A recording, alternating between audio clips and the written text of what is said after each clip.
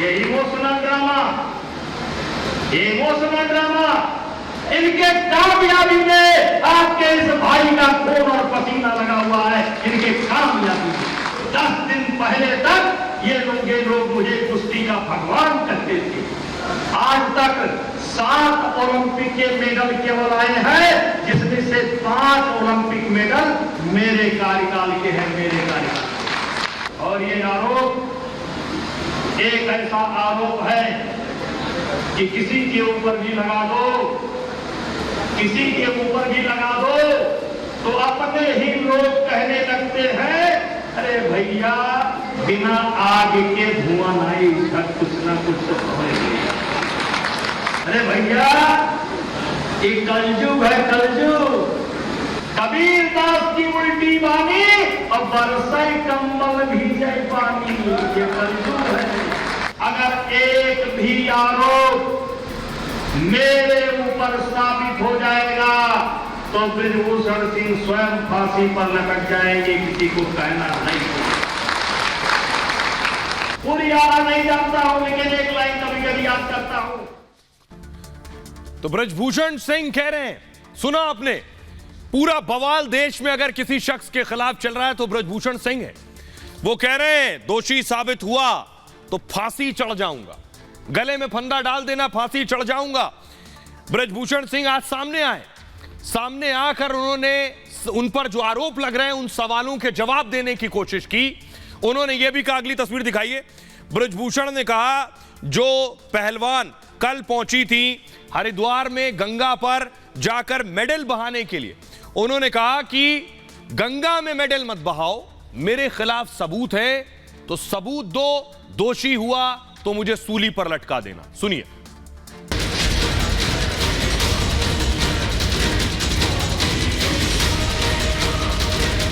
अगर एक भी आरोप मेरे ऊपर साबित हो जाएगा तो बृजभूषण सिंह स्वयं फांसी पर लटक जाएंगे, किसी को कहना नहीं।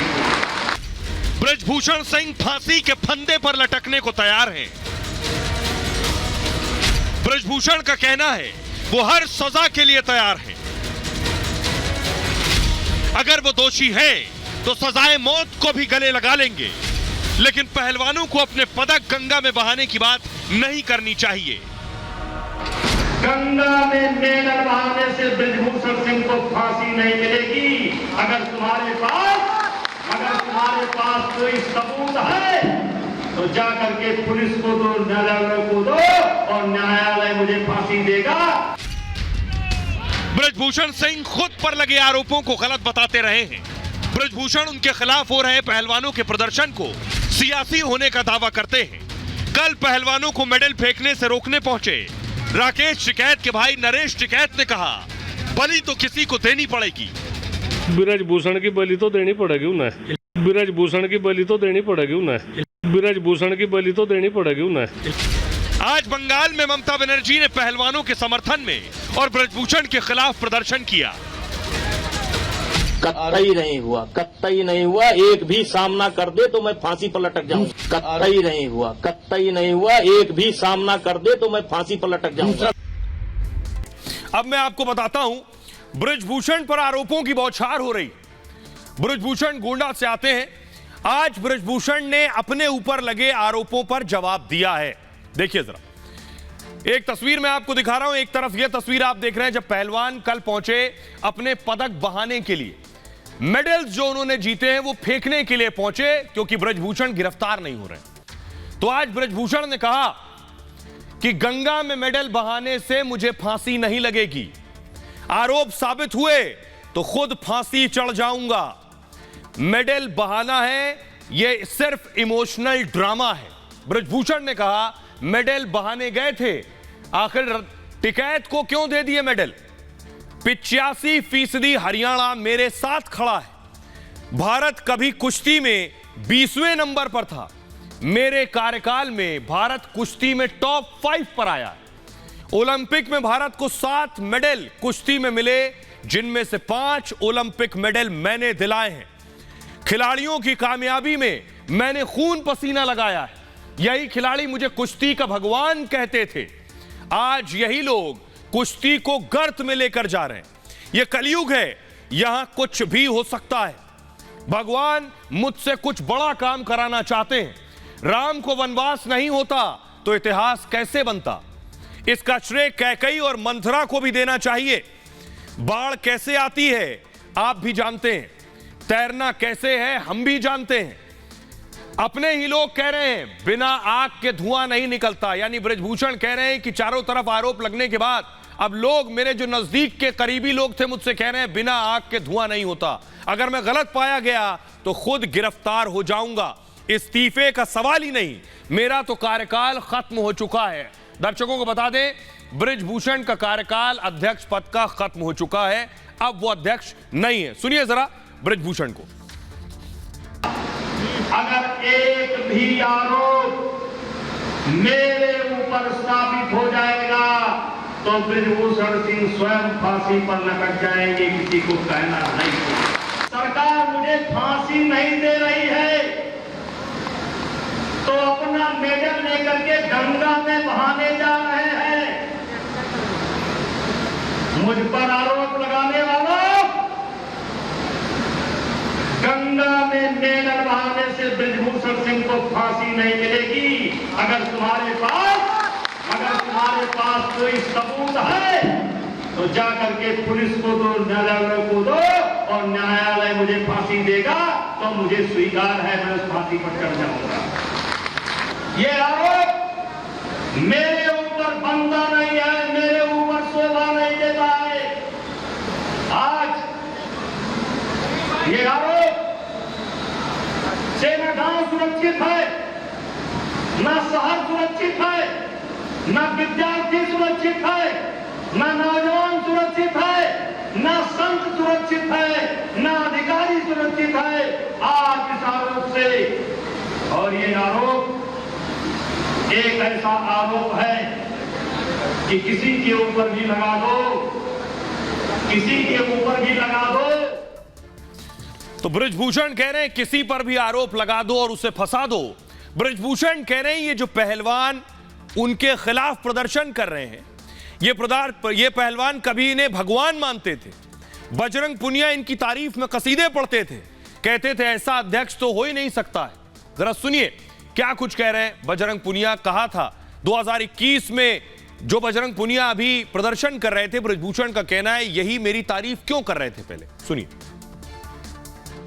रेसलिंग एक ऐसा स्पोर्ट्स है जो लगातार 4 ओलंपिक में मेडल दिए हैं, और जो हमारे रेसलिंग के अध्यक्ष हैं वो भी यूपी से ही हैं, श्री बृजभूषण शरण सिंह, जिन्होंने जब से फेडरेशन का भार संभाला है 3 ओलंपिक में हमने मेडल दिए हैं, 5 मेडल उनकी जो अध्यक्षता में आए हैं। तो मैं अपने आप को भाग्यशाली मानता हूँ, इतने अच्छे अध्यक्ष हमें मिले हैं जो रेसलिंग को इतना ऊपर लेके जा रहे हैं। ये खिलाड़ी हमारे बच्चे की तरह थे, इनके कामयाबी में आपके इस भाई का खून और पसीना लगा हुआ है। इनके कामयाबी में 10 दिन पहले तक ये लोग मुझे कुश्ती का भगवान कहते थे। 10 दिन पहले तक ये मुझे कुश्ती का भगवान कहते थे, क्योंकि इनके कामयाबी पे आपके भाई का खून पसीना लगा हुआ है। आज तक 7 ओलंपिक के मेडल केवल आए हैं, जिसमें से 5 ओलंपिक मेडल मेरे कार्यकाल के हैं, मेरे कार्यकाल। आपने बजरंग पुनिया को भी सुन लिया। अब मैं आपको बताने जा रहा हूं कि लड़ाई और आगे बढ़ रही है। यह लड़ाई अब शक्ति प्रदर्शन तक पहुंच चुकी है। यह लड़ाई कैसे जाट बनाम क्षत्रिय हो गई है। तस्वीरें देखिए जरा, बृजभूषण की तस्वीर आप देख रहे हैं। आज गदा लेकर बृजभूषण शक्ति प्रदर्शन कर रहे थे। फुल स्क्रीन लीजिए जरा तस्वीर। बृजभूषण गदे के साथ लोगों के सामने आए, हाथ में गदा था। बृजभूषण भी इस तरह की कई सभाएं कर रहे हैं और जल्द ही संतों की बड़ी सभा बृजभूषण के हक में होने वाली है। आइए दूसरी तस्वीर मैं आपको दिखा रहा हूं। ये पहलवानों की तस्वीर आप देख रहे हैं। पहलवानों के साथ भी खाप पंचायतें आकर खड़ी हो गई हैं, यानी एक तरफ संत। ये जो तस्वीर मैं आपको दिखा रहा था, टिकैत के घर में बैठक हो रही है। देखिए जरा, ये टिकैत के घर की बैठक की तस्वीर है। और यानी एक तरफ जाट या मैं कहूं आपसे कि जो पंचायतें हैं वो एक साथ आकर खड़ी हो रही हैं इन पहलवानों के, दूसरी तरफ ब्रजभूषण के साथ साधु संत आकर खड़े हो रहे हैं, वो खुद भी बाहुबली नेता हैं, उनके साथ आकर भी उनके समर्थक खड़े हो रहे हैं। तो देखिए जरा, अब संतों की बड़ी सभा होने वाली है, देख रहे हैं आप, ब्रजभूषण के हक में साधु संत आ गए और इधर पहलवानों के साथ टिकैत खड़े। कुश्ती पर जारी घमासान शक्ति प्रदर्शन में बदल गया। दोनों पक्ष पंचायत और सभा से ताकत दिखाने में जुटे हैं। कुश्ती संघ के अध्यक्ष ब्रजभूषण भी ताकत दिखाने में जुटे हैं। ब्रजभूषण ने उत्तर प्रदेश के बाराबंकी में विशाल जनसभा की है। इसमें बीजेपी के अलावा समाजवादी पार्टी और दूसरे दल के नेता भी रहे। मतलब ब्रजभूषण अपना राजनीतिक समर्थन दिखा रहे हैं कि हमारे साथ सब है। 5 जून को अयोध्या में विशाल जन चेतना रैली हो रही है ब्रजभूषण के समर्थन में। इसी रैली में बड़ी संख्या में साधु संत भी शामिल होने वाले हैं। रैली में 11 लाख लोगों के आने का अनुमान है। ब्रजभूषण खुलकर कह रहे हैं 5 जून को ताकत दिखाएंगे। दूसरी तरफ देखिए, दूसरी तरफ एक और ताकत है। पहलवानों ने इंडिया गेट पर प्रदर्शन की चेतावनी दी है। पहलवानों के समर्थन में हजारों किसान जमा हो रहे हैं। मुजफ्फरपुर के सौरम में 1 जून को महापंचायत होगी, संभवतः मुजफ्फरनगर होगा। 4 जून को हरियाणा के सोनीपत में भी महापंचायत होगी। यूपी, हरियाणा, पंजाब, राजस्थान के किसान इसमें शामिल होंगे। इस पंचायत में कुश्ती खिलाड़ी शामिल नहीं होंगे। यानी खाप और किसान नेता पहलवानों का मोर्चा बुलंद करेंगे, यहां दूसरी तरफ साधु संत करेंगे। आइए आपको सुनवाता हूं महंत गौरी शंकर को, सुनिए, जो खुलकर ब्रजभूषण सिंह के समर्थन में आ गए हैं। संत भी 5 तारीख को ब्रजभूषण के साथ उनके हक के लिए आवाज उठाएंगे, सुनिए। एक आरोप से व्यक्ति का जीवन बर्बाद हो जा रहा है। आरोप केवल लगा देने से व्यक्ति दोषी नहीं हो जाता है। उस व्यक्ति ने बचपन से लेकर के जवानी से लेकर इस उम्र तक कुश्ती को 7वें आसमान पर पहुंचाया है। और जहां तक हम लोग जानते हैं कि उस व्यक्ति के ऊपर यौन शोषण का, इस प्रकार के कृत्य का, किसी प्रकार का कोई दोष नहीं है। तो महंत गौरी शंकर जी को आपने सुन लिया। अब मैं आपको बताता हूं इसके पीछे जाट बनाम क्षत्रिय की लड़ाई है क्या। यह लड़ाई और ये खाई और चौड़ी हो गई। 2 बड़े बाहुबली आमने सामने हैं क्या। एक तरफ ब्रजभूषण को आप देख रहे हैं जो क्षत्रिय समाज से आते हैं, दूसरी तरफ राकेश टिकैत और पहलवान कुश्ती के जो जाट समुदाय से आते हैं। कुश्ती से शुरू हुआ घमासान जाति बिरादरी पर आ गया। विवाद को 2024 के चुनाव से जोड़कर भी देखा जा रहा है। क्या विवाद जाट बनाम क्षत्रिय की लड़ाई बन गया है।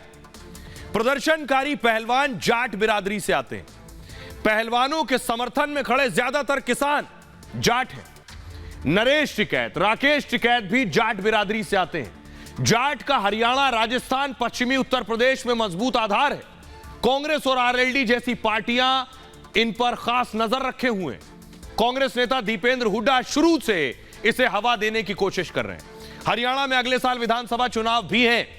और दूसरी तरफ आपको बताऊं कि पहलवानों के प्रदर्शन से वोट बैंक पर भी नजर है। और यह नजर जो है, मूव कीजिए प्लीज। अब देखिए क्षत्रिय समाज की नजर किस तरफ है। ब्रजभूषण सिंह क्षत्रिय बिरादरी से आते हैं। क्षत्रिय समाज के ज्यादातर लोग उनके समर्थन में। यूपी के अवध और पूर्वांचल में मजबूत पकड़ है ब्रजभूषण की। यूपी में क्षत्रिय बीजेपी का मजबूत वोट बैंक है। पिछड़े और यादवों का भी ब्रजभूषण को खासा समर्थन है। अब तक अखिलेश यादव की जुबान से एक शब्द ब्रजभूषण के खिलाफ नहीं निकला है। यह बेवजह नहीं है। दूसरे राज्य के पहलवान उनके विरोध में नहीं है। तो क्या जानबूझकर उन्हें जाट विरोधी दिखाया जा रहा है। आइए अब आपको सुनवाता हूं, सुनिए ब्रजभूषण क्या कुछ कह रहे हैं और राकेश टिकैत क्या कह रहे हैं। एक आदमी को बचाने पे पूरा देश, एक तरफ पूरा देश है, एक तरफ एक आदमी। ब्रजभूषण को बचाने के लिए पूरा देश ताक पर रख दिया उन्होंने। बयाने वाला कल का कौन बता सके क्या हो, क्या निर्णय लिया जाए। कहीं रोड जाम की है, रेल रोको की है, दिल्ली कूच की है, संसद कहीं की कुछ भी हो रहे, कभी पूरे स्टेट में भी हो सके तो वो तो देखो आने वाला कल ही बताऊंगा। आपके बेटे को कितने लोग जानते थे? पूरा देश, कश्मीर से कन्याकुमारी से तमिलनाडु, पूरा साउथ, पूरा नॉर्थ, कोई महाराष्ट्र, कोई ऐसा प्रांत नहीं है जहां से आपके इस बेटे को समर्थन ना आ रहा हो। मेरे नाम पर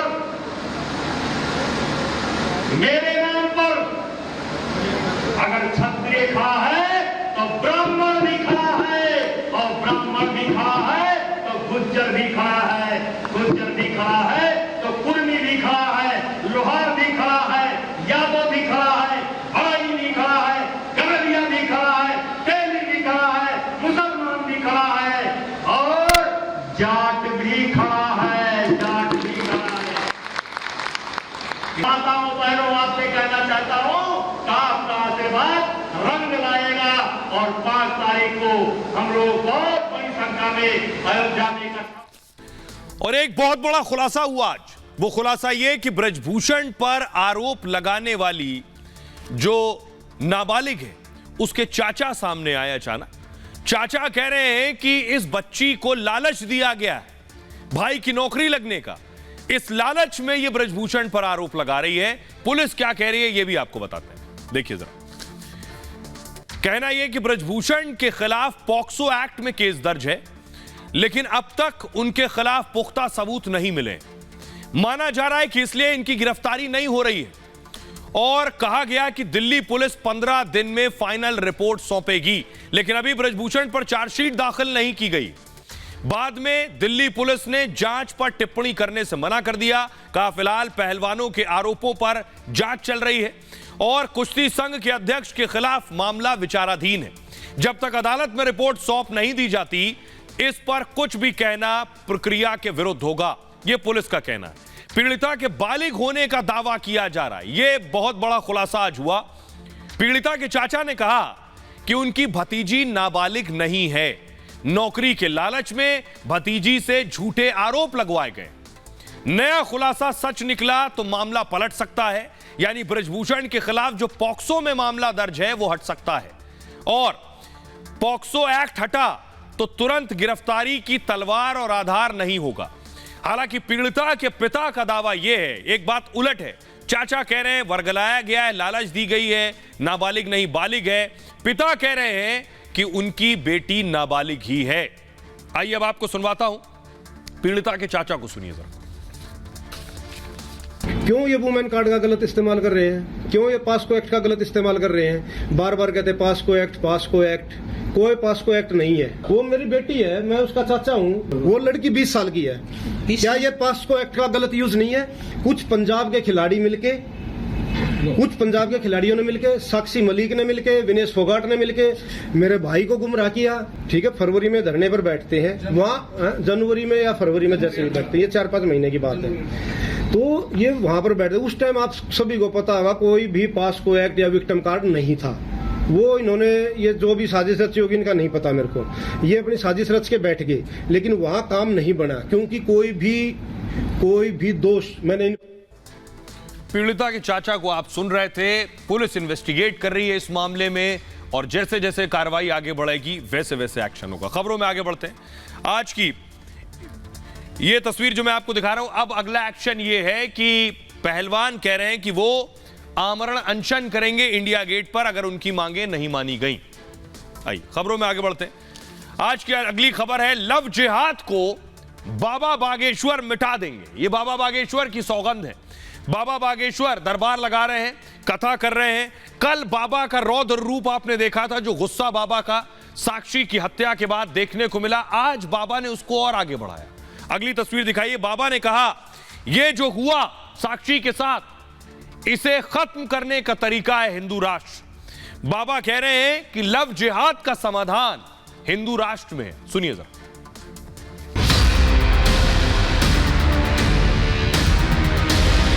हिंदू राष्ट्र के बाद बाबा बागेश्वर की नई कसम। जो हिंदू हैं वो झूठे मजहबों के चक्कर में, हलीउल्लाह के चक्कर में अपना धर्म परिवर्तन न करें। अब लव जिहादियों को सबक सिखाएंगे बाबा। जब तक भारत के लोगों को हम जगह नहीं देंगे तब तक हम शांति से नहीं बैठेंगे। इसलिए हमने संकल्प लिया, भारत में रहना होगा, तो सीताराम कहना होगा। लव जिहाद पर बाबा का सबसे बड़ा ऐलान। बहुत से लोग कहते हैं कि आपकी इन्हीं बातों के ऊपर विवाद हो जाता है। हमने कहा लोगों को अपनी जलन बरकरार रखनी चाहिए, हम अपना जलवा बरकरार रखेंगे। दिल्ली में साक्षी की हत्या के बाद बाबा बागेश्वर गुस्से में हैं। लव जिहादियों को सबक सिखाने के लिए बाबा बागेश्वर ने सीधी चुनौती दे दी है और कह दिया है अब कोई शक्ति बाबा बागेश्वर को रोक नहीं सकती। और आइए अब मैं आपको सुनाने जा रहा हूं बाबा बागेश्वर और मौलाना साजिद रशीदी आमने सामने। बाबा बागेश्वर क्या कह रहे हैं और रशीदी क्या कह रहे हैं वो मैं आपको दिखाता हूं। बाबा ने कहा हिंदू झूठे मजहबों के चक्कर में ना पड़ें, हलीउल्लाह से दूर रहें, हिंदू अपना धर्म परिवर्तन ना करें, तांत्रिकों की दुकानें बंद हो जानी चाहिए। वो कह रहे हैं कि तांत्रिकों की दुकानें कैसे बंद होंगी इसका जवाब देंगे, लेकिन रशीदी क्या कह रहे हैं? बहन की शादी पर मुसलमान से ही पैसे लिए उसी के इस्लाम पर टिप्पणी कर रहे हैं। इस्लाम को कोई नहीं मिटा सकता, आपसे बड़ा तांत्रिक कोई नहीं है, बड़े बड़े लोग इस्लाम कबूल कर रहे हैं। बाबा ने कहा साक्षी के साथ अमानवीय कृत्य हुआ है, आज नहीं जागे तो कभी नहीं जागोगे, किसी में ताकत नहीं कि बागेश्वर बाबा को रोक ले। रशीदी कह रहे हैं अंधविश्वासी लोग ही आपके पास आते हैं, बाबा बागेश्वर अंधविश्वास फैला रहे हैं। हिंदुस्तान हिंदू राष्ट्र नहीं बन सकता, देश सेक्युलर है और सेक्युलर रहेगा। दोनों को सुनिए जरा। हम किसी मजहब के खिलाफ नहीं हैं, हम किसी पंथ के खिलाफ नहीं हैं, हम तो हमारी दिल्ली में जो बेटी साक्षी के साथ हुआ ऐसे अमानवीय कृत्य वाले लोगों के खिलाफ हैं। इसलिए मेरे पागलों, तुम एक बात याद रखना, आज नहीं जागे तो तुम कभी नहीं जागोगे। तुम्हें अब अन्य मजहबों में, अन्य तांत्रिकों के चक्कर में पड़ने की आवश्यकता नहीं। तुम्हारे पास तुम्हारे देवता हनुमान जी इतने पावरफुल हैं कि केवल अगर हनुमान जी की शरण पकड़ लो तो तुम्हारा कोई बाल बांका नहीं कर सकता। आपकी बहन की शादी में एक मुसलमान अगर 20,000 रुपये आपको कर्ज न देता तो शायद वो शादी ना होती। आप उसी मुसलमान को या उसी इस्लाम धर्म को बुरा भला कहने के उसमें हैं। इस्लाम को दुनिया से कोई मिटा नहीं सकता, इसीलिए बड़े बड़े इंजीनियर, बड़े बड़े फ़िलासफ़र और बड़े बड़े साइंटिस्ट, गायक और पता नहीं कैसे कैसे नामचीन लोग इस्लाम धर्म को कबूल कर रहे हैं, इस्लाम को पढ़कर उसकी सच्चाई को जानकर। हम भारत में चाहते हैं कि जो हिंदू हैं वो झूठे मजहबों के चक्कर में, हलीउल्लाह के चक्कर में अपना धर्म परिवर्तन न करें। हम चाहते हैं कि भारत में तांत्रिकों की दुकानें बंद हो जावें और किसी भी व्यक्ति को तांत्रिकों के चक्कर में ना पड़ना पड़े, केवल हनुमान जी के चक्कर में पड़ना पड़े। और जब तक भारत के लोगों को हम जगह नहीं देंगे तब तक हम शांति से नहीं बैठेंगे। इसलिए हमने संकल्प लिया, भारत में रहना होगा तो सीताराम कहना होगा। हिंदू राष्ट्र ये हिंदुस्तान नहीं बन सकता। आप एड़ी चोटी का जोर लगाइए, आप दोबारा जन्म लेंगे तब भी नहीं बन पाएगा। ये बिला वजह का लोगों में ढकोसला पैदा करना और अंधविश्वासी बातें फैलाना, ये सब छोड़ दीजिए। ये देश सेकुलर था, सेकुलर है और सेकुलर रहेगा। इसको कोई हिंदू राष्ट्र नहीं बना सकता। रही बात लोग तांत्रिकों की, तांत्रिक आपसे बड़ा तांत्रिक कोई भी नहीं है हिंदुस्तान के अंदर आज के वक्त में। आप इतना बड़ा झूठ और इतना बड़ा अंधविश्वास फैलाने में लगे हैं और मुझे अफसोस है कि देश की सरकार आपको देख रही है। अब आपको वो तस्वीरें दिखाने जा रहे हैं जो अब तक आपने नहीं देखी। साक्षी की हत्या की तस्वीर आपने देखी, लेकिन ये सीसीटीवी में जो आपको दिखा रहा हूं, इस सीसीटीवी में देखिए साक्षी जाते हुए नजर आ रही। फुल स्क्रीन लीजिए जरा। यह तस्वीर साक्षी की हत्या से पहले की वक्त भी देखिए जरा। 8:42 हो रहा है जिस वक्त साक्षी जाते हुए नजर आ रही है। देख रहे हैं आप, 28 तारीख 8:42 साक्षी लाल घेरे में आपको दिख रही है। आइए अगली तस्वीर आपको दिखाते हैं। दूसरी तस्वीर देखिए जरा। ये 8:42 की तस्वीर है साक्षी, उसके बाद आगे जाती है। और अब मैं आपको तीसरी तस्वीर जो दिखाऊंगा, ये देख रहे हैं, फुल स्क्रीन लीजिए जरा तस्वीर। यानी 8:42 तक साक्षी बिल्कुल ठीक थी, पूरी तरह से सही सलामत थी। 8:42 पर देख रहे हैं, ये निकलकर जारी घेरे में आप देख रहे हैं। और अब देखिए सिर्फ 3 मिनट बाद क्या हुआ। सच निकलवाना है पुलिस को, तो पुलिस अब ये तफ्तीश करने की कोशिश कर रही है कि इसकी मानसिक स्थिति क्या है, इसलिए इसका साइको एनालिसिस होगा। मतलब पीटीए जिसे कहते हैं साइको एनालिसिस टेस्ट। जांच में आरोपी की मनोस्थिति देखते हैं इस टेस्ट के जरिए। हत्या के दौरान परिस्थितियों का आकलन किया जाता है। मनोचिकित्सक आरोपी से पूछताछ करते हैं। इसमें आरोपी से 4 से 5 मनोचिकित्सक सवाल करते हैं। ये सवाल आरोपी के रहन सहन पर होते हैं। दिनचर्या को लेकर भी रिपोर्ट तैयार की जाती है। आरोपी के दोस्तों के बारे में भी उससे सवाल पूछे जाते हैं। शौक, पसंद नापसंद पर भी सवाल किए जाते हैं। इन तमाम सवालों पर रिपोर्ट तैयार की जाती है। उसके बाद पीटीए जांच अगर होगी तो 3 घंटे तक यह जांच चलती है। सीबीआई और एफएसएल रोहिणी दोनों जगहों पर यह टेस्ट होता है। साहिल पर जल्द पुलिस चार्जशीट तैयार करना चाहती है। ऐसे में पीटीए रिपोर्ट पुलिस की जांच में सहयोग करेगी सबूत के तौर पर। रिपोर्ट में हत्या के दौरान साहिल की मनोस्थिति बताई जाएगी। इससे पहले श्रद्धा हत्याकांड में भी आफ्ताब का पीटीए टेस्ट कराया गया था। अब मैं आपको दिखाने जा रहा हूं कि अभी लोगों में गुस्सा है। कैंडल मार्च निकल रहा है, साक्षी को इंसाफ दो, ये देख रहे हैं, फुल स्क्रीन लीजिए जरा। साक्षी के लिए कैंडल मार्च निकाला गया, हाथों में तख्तियां थी लोगों की। कितनी और बेटी साक्षी हम शर्मिंदा है और साक्षी के कातिल को फांसी दो। सुनिए जरा।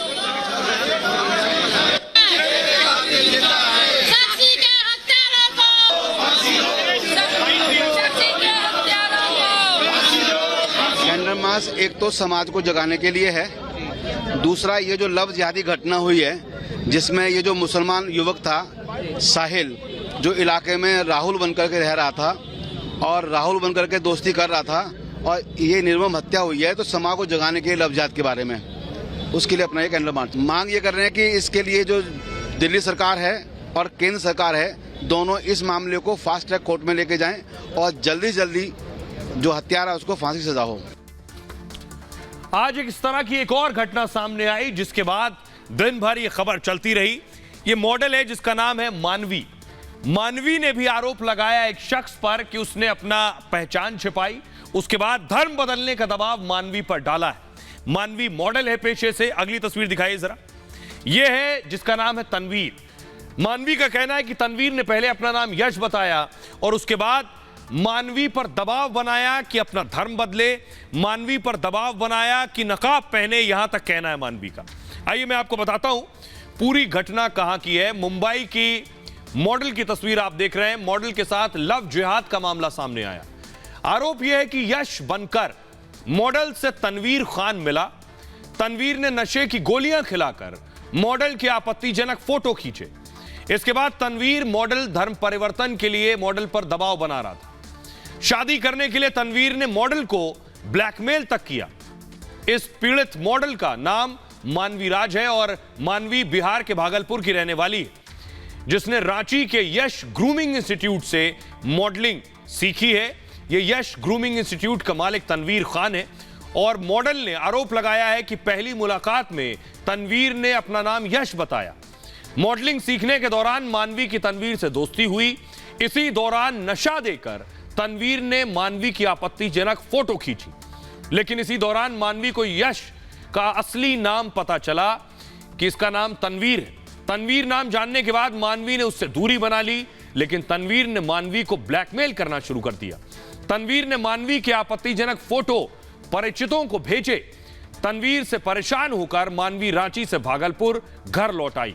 इसके बाद मानवी मुंबई में मॉडलिंग करने के लिए चली गई। फिलहाल मानवी राज मुंबई में मॉडलिंग कर रही है और मुंबई में भी तनवीर मानवी को परेशान करने लगा, जिसके बाद मानवी ने तनवीर पर केस दर्ज कराया है। महाराष्ट्र पुलिस अब इस केस के लिए रांची पुलिस को ट्रांसफर करेगी ये केस।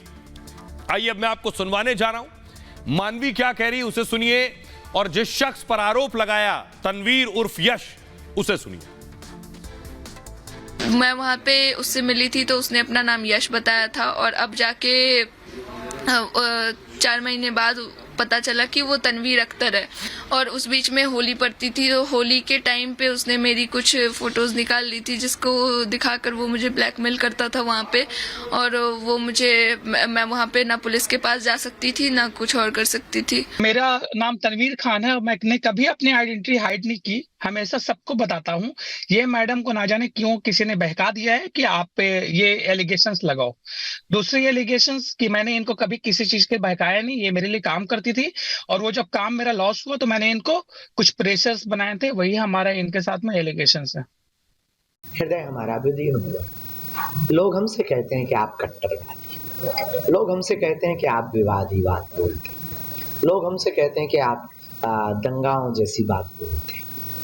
अपनी बहनों का जब हम ये हाल देखते हैं तो शायद इस दुनिया का कोई भी भाई होगा जिसका खून ना खोले, और इसको देखकर खून ना खोले वो जीते जी मर चुका है। इसीलिए हम बोलते हैं, इसीलिए हम भरोसा सनातन पर करते हैं कि हमारा सनातन मारना नहीं, हमारा सनातन बचाना। बेशक साजिश के साथ ऐसी हरकतें जो भी करने वाले, पुलिस को उनके खिलाफ सख्त एक्शन लेने की जरूरत है। खबरों में आगे बढ़ते हैं। आज की एक और बड़ी खबर है, Modi strike, Ajmer to America.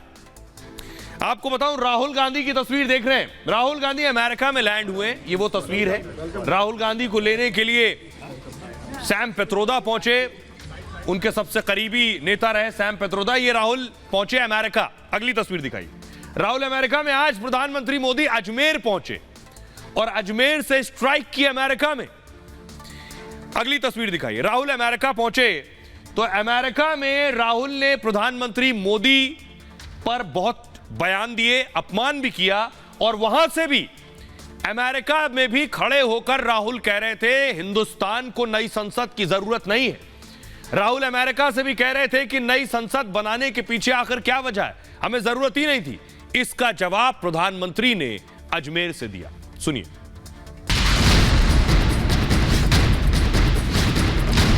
The Parliament House, these are distractions. Congress ने भारत के गौरव के क्षण को विरोध की भेंट चढ़ा दिया। संसद देश की शान है, संसद किसी देश का अभिमान है। नई संसद के उद्घाटन के दिन पीएम मोदी ने बेशक विरोधियों पर एक शब्द न कहा हो, लेकिन बहिष्कार करने वाली कांग्रेस पर आज प्रधानमंत्री मोदी जमकर गरजे। कांग्रेस ने भारत के गौरव के क्षण को भी अपने स्वार्थी विरोध की भेंट चढ़ा दिया। राहुल आज भी अमेरिका में खड़े होकर बोल रहे थे भारत को नई संसद की जरूरत नहीं है। You know, I think the Parliament House, these are distractions. The real issues in India are unemployment, price rise. BJP can't really discuss them, so then they have to do the whole scepter thing. Rahul America में बोल रहे थे, संसद पर सवाल उठा रहे थे, तो इधर प्रधानमंत्री मोदी अजमेर में थे और उनके निशाने पर राहुल गांधी थे। रही, अब मैं आपको बताने जा रहा हूं, राहुल गांधी ने, प्रधानमंत्री मोदी ने जो सेंगोल स्थापित की है, आप देख रहे हैं तस्वीर, प्रधानमंत्री दंडवत साष्टांग कर रहे थे। यह तस्वीर राहुल गांधी घर पर देख रहे थे, उनके सांसद ना गए हो, लेकिन यह तस्वीर देखिए। राहुल गांधी ये तस्वीर देखने के बाद कह रहे हैं मैं तो ये नहीं कर सकता। देखिए जरा, ये बात राहुल गांधी अमेरिका में कह रहे थे। सोचिए, देश में से अमेरिका गए, वहां कुछ और बात करते, वहां भी यही की बात कर रहे थे, देश का अपमान भी कर रहे थे। राहुल ने कहा नई संसद का उद्घाटन ध्यान भटकाने की कोशिश है। बीजेपी ने कहा, कांग्रेस ने, प्रधानमंत्री मोदी ने आज अजमेर में कहा है कांग्रेस ने 60,000 श्रमिकों का अपमान किया। राहुल ने अमेरिका में कहा मैं खुश हूं कि मैं जमीन पर नहीं लेटा। राहुल इस तस्वीर की बात कर रहे थे। प्रधानमंत्री का सेंगोल के लिए सम्मान, पूरा देश इस पर फख्र महसूस कर रहा था।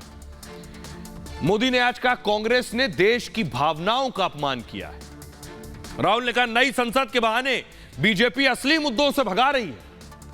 पीएम ने कहा भारत की कामयाबी कुछ लोगों को पच नहीं रही। राहुल ने कहा नेहरू को सत्ता, कांग्रेस ने इससे पहले कहा था नेहरू को सत्ता हस्तांतरण के लिए सेंगोल दिया गया सबूत नहीं है, कांग्रेस के नेताओं ने कहा था। पीएम मोदी ने कहा सेंगोल को एक छड़ी की तरह म्यूजियम में इन्होंने रख दिया था। कांग्रेस ने कहा था कुछ लोग समझते हैं कि वो सब कुछ जानते हैं। राहुल गांधी ने यह बात प्रधानमंत्री मोदी पर हमला करते हुए अमेरिका में की है कि पीएम मोदी को लगता है वो सब कुछ जानते हैं, सारा ज्ञान उन्हें है।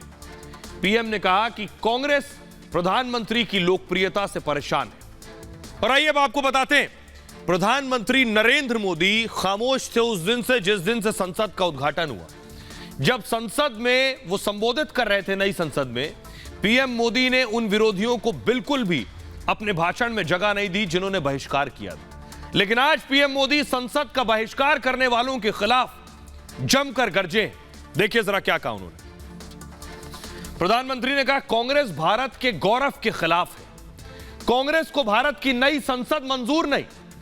गौरव के इन क्षणों में कांग्रेस स्वार्थ में लगी है, कांग्रेस ने देश की भावनाओं पर चोट पहुंचाई, कांग्रेस ने मजदूरों की मेहनत का अपमान किया है, कांग्रेस ने देश को लूटा, यहां की जनता को लूटा है। भारत की कामयाबी कुछ लोगों को पच नहीं रही है, इस कामयाबी में भारत के लोगों का पसीना है।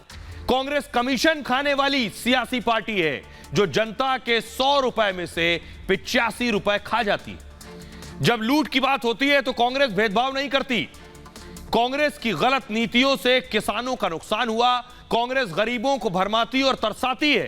कांग्रेस सीमा पर सड़कें बनाने से डरती थी, कांग्रेस सरकार आतंकियों पर मेहरबान रही, उसने आतंकियों के सामने घुटने तक टेक दिए थे। कांग्रेस की सरकार रिमोट कंट्रोल से चलती थी, कांग्रेस को बेटियों की बिल्कुल परवाह नहीं रही। कांग्रेस राज में बेटियां हमेशा असुरक्षित रही हैं। आइए आपको सुनवाते हैं, सुनिए जरा। प्रधानमंत्री नरेंद्र मोदी ने दरअसल अजमेर में यह सब कहा है। राजस्थान में इसी साल चुनाव है और यह मोदी का शंखनाद भी था। कांग्रेस के नेता पूर्व प्रधानमंत्री राजीव गांधी ने सार्वजनिक रूप से माना था कि कांग्रेस सरकार 100 पैसे भेजती है, 1 रुपया अगर भेजती है तो 100 पैसे में से 85 पैसे भ्रष्टाचार की भेंट चढ़ जाते थे। कांग्रेस हर योजना में 85% कमीशन खाने वाली पार्टी है। तो प्रधानमंत्री अजमेर में बोल रहे थे और राहुल गांधी अमेरिका में थे, मोदी को घेर रहे थे, देश का अपमान कर रहे थे। राहुल गांधी खुद घिर गए। राहुल गांधी के खिलाफ वहां प्रदर्शन होने लगा है। देख रहे हैं तस्वीर, ये देखिए, फुल स्क्रीन लीजिए जरा, देखिए जरा। इंदिरा गांधी के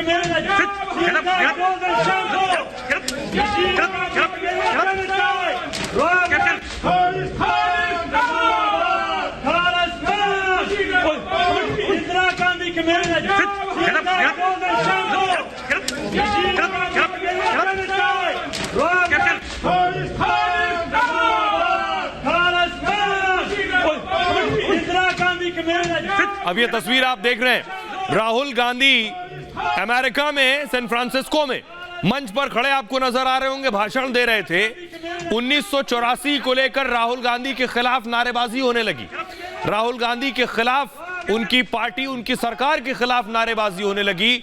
राहुल गांधी ने सोचा नहीं था, वहां से मोदी को घेर रहे थे, सोचिए, वहां से मोदी को टारगेट कर रहे थे, देश का अपमान कर रहे थे, संसद का अपमान कर रहे थे, वहां खुद घिर गए, चुप हो गए। सुनिए जरा एक बार फिर से। इंदिरा गांधी के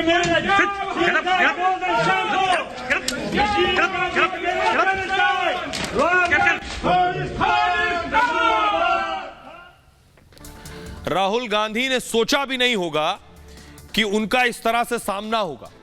आइए आपको बताता हूं कि दरअसल हुआ क्या। राहुल गांधी बोल रहे थे, उस दौरान कौन लोग पहुंच गए और कैसे घिर गए। राहुल घेर रहे थे पीएम मोदी को। यह तस्वीर भी आप उसी वक्त की देख रहे हैं। राहुल अमेरिका में है आजकल और अमेरिका में 6 दिन तक राहुल गांधी रहने वाले। इस दौरान उनके कई कार्यक्रम भी वहां होने हैं। सैन फ्रांसिस्को में यह उनका पहला कार्यक्रम था। पहले कार्यक्रम में ही सब कुछ गड़बड़ हो गया। सिख समुदाय के लोगों ने उनके खिलाफ नारेबाजी की। जब वो भाषण दे रहे थे तभी कुछ लोग नारे लगाने लगे। ये लोग कांग्रेस और इंदिरा गांधी के खिलाफ नारे लगा रहे थे। 1984 सिख दंगों पर गुस्से का इजहार कर रहे थे। कहा जाता है कि ये सभी खालिस्तान समर्थक थे जो झंडे लेकर प्लानिंग के तहत वहां पहुंचे थे। इस दौरान राहुल सब कुछ चुपचाप देखते रहे, बस इतना कह पाए कि मोहब्बत की दुकान है, मतलब वो मोहब्बत की बात करने आए। इस दौरान राहुल ने मुस्लिम सुरक्षा पर भी वहां बात की, लेकिन मुस्लिम सुरक्षा के सवाल पर वो फंसते भी नजर आए। सवाल था मुसलमानों की सुरक्षा पर, जवाब दिया दलितों पर, जिसमें वो कह गए 80 के दशक में दलितों पर अत्याचार होते थे। जब उनकी इसी बात पर अब बीजेपी उन पर हमलावर है, तो वहीं ओवैसी भी राहुल गांधी पर सवाल उठा रहे हैं। बीजेपी भी पूछ रही है, उस दौरान जनाब सरकार तो आपकी ही थी। सुनिए। राष्ट्रीय विरोधी प्रोपेगेंडा जो है और जो एजेंडा लोग के चले, मैंने कहा तिरंगे का अपमान और भारत का अपमान, और जिस तरह से इस तरह के नारे उनकी कार्यक्रम में लगना, ये कई सवाल खड़े कर रहा है कि आखिरकार कार्यक्रम करवाने वाले कौन हैं, इसमें भाग लेने वाले कौन हैं, इसका खर्चा उठाने वाले कौन है। बोलने वाला तो पता है, बोलते भारत के खिलाफ है क्योंकि भारत को राष्ट्रीय नहीं मानते, और ये मैं नहीं, श्रीमान राहुल गांधी जी भारत को तो राष्ट्र नहीं मानते। आपसे सवाल पूछा गया था भारत के मुसलमानों के बारे में, तो आपने कह दिया कि 1980 में यही हाल दलित और सिखों का भी हुआ था। तो 1980 में राहुल गांधी नहीं जानते कि यूपी में सरकार उनकी थी, तो हाशिमपुरा हुआ, मलियाना हुआ। 1980 में उन्हीं की पार्टी की सरकार थी, तो दिल्ली का मैसेकर हुआ। तो आपको ये बोलना चाहिए कि मुसलमानों पर अगर हो रहा है तो क्या हो रहा है। ये टाल मटोल का जवाब देना कि 1980 में ऐसा हुआ था। अब फिर राहुल गांधी को ये भी बोलना चाहिए था कि उनकी सरकार राजस्थान में है, जुनैद नसीर कैसे मारे गए। आइए अब मैं आपको बताता हूं, राहुल अमेरिका में पीएम मोदी पर टारगेट कर रहे थे, बीजेपी ने उस पर क्या जवाब दिया है। सवाल यही है, बीजेपी पूछ रही है, देश के प्रधानमंत्री का अपमान करने राहुल गांधी विदेश गए। राहुल ने कहा मोदी सरकार को कुछ नहीं पता है, न विज्ञान का पता है, न इतिहास का पता है। बीजेपी ने कहा राहुल फर्जी गांधी हैं, आलू से सोना पैदा करते हैं, विज्ञान और इतिहास पर लेक्चर दे रहे हैं। राहुल ने कहा मोदी सरकार में डिक्टेटरशिप है, तानाशाही है, वहां कोई सवाल जवाब नहीं होता है।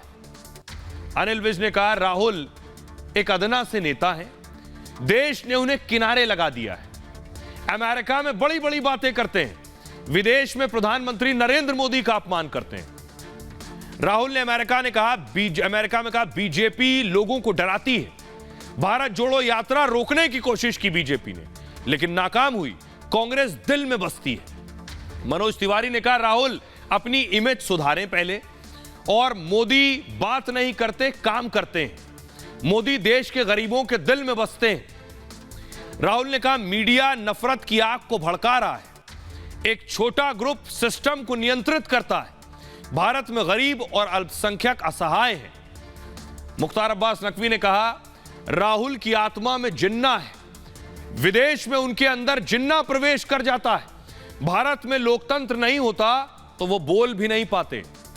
राहुल ने कहा हम नरेंद्र मोदी को हरा सकते हैं और सही गठबंधन हो तो हम जीत भी सकते हैं, मोदी खुद को ज्यादा समझदार समझते हैं। अनुराग ठाकुर ने कहा राहुल की जो यात्रा है यह प्रायोजित है, दुनिया के दिग्गज नेता मोदी मोदी कह रहे हैं, राहुल गांधी इसको पचा नहीं पा रहे हैं। आइए अब आपको सुनवाता हूं, सुनिए जरा क्या कुछ कह रहे हैं नेता।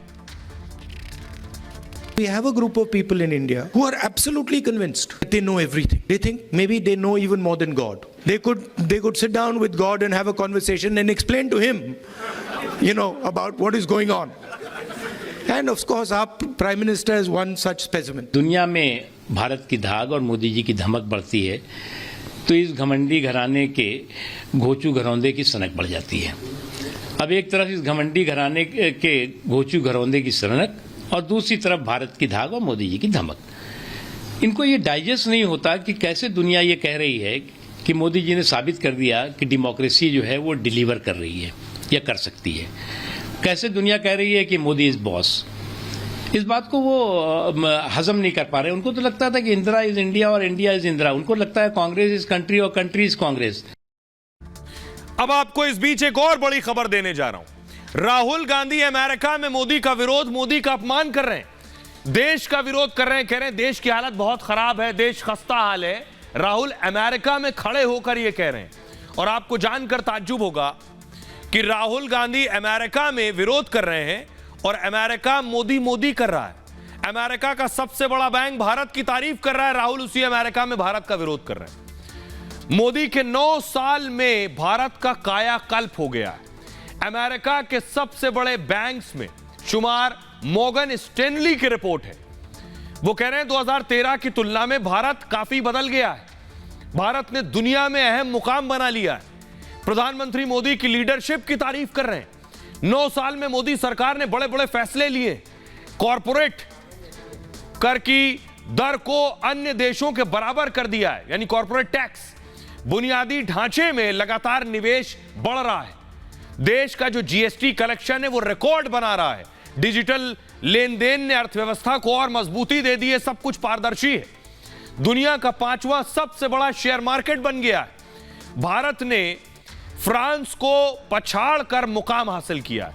मार्केट वैल्यू में करीब $350 अरब की तेजी आई है और मार्केट भारत ग्लोबल ग्रोथ में अहम भूमिका निभा रहा है। भारत में मंदी की कोई आशंका नहीं है। दुनिया में सबसे तेजी से ग्रोथ करने वाली अर्थव्यवस्था भारत की है। 2022-23 में जीडीपी 7.2% की दर से बढ़ी है। अमेरिका पर डिफॉल्टर होने का खतरा मंडरा रहा। सोचिए, अमेरिका डिफॉल्टर होने के खतरे में डूबा है और भारत तेजी से, भारत की जीडीपी अर्थव्यवस्था बढ़ रही है। यूरोप की बड़ी अर्थव्यवस्था जर्मनी मंदी में फंस चुकी है। चीन महामारी के प्रकोप से उबर नहीं पा रहा। ऐसे में भारत दुनिया का ग्रोथ इंजन बनेगा। सोचिए, यह तब हुआ जब राहुल गांधी अमेरिका में खड़े होकर मोदी का अपमान कर रहे थे, मोदी के कामकाज पर सवाल उठा रहे थे, उनकी समझ पर, मोदी के ज्ञान पर सवाल उठा रहे थे। तब अमेरिका मोदी के लिए तालियां बजा रहा था। सुनिए जरा प्रधानमंत्री मोदी ने देश की अर्थव्यवस्था पर आज क्या कहा। पूरी दुनिया में भारत का यशगान हो रहा है। आज दुनिया के बड़े बड़े एक्सपर्ट्स ये बोल रहे हैं कि भारत अति गरीबी को समाप्त करने के बहुत निकट है। साथियों, आखिर ये बदलाव आया कैसे? ये बदलाव आया कैसे? ये बदलाव आया कैसे? ये बदलाव आया कैसे?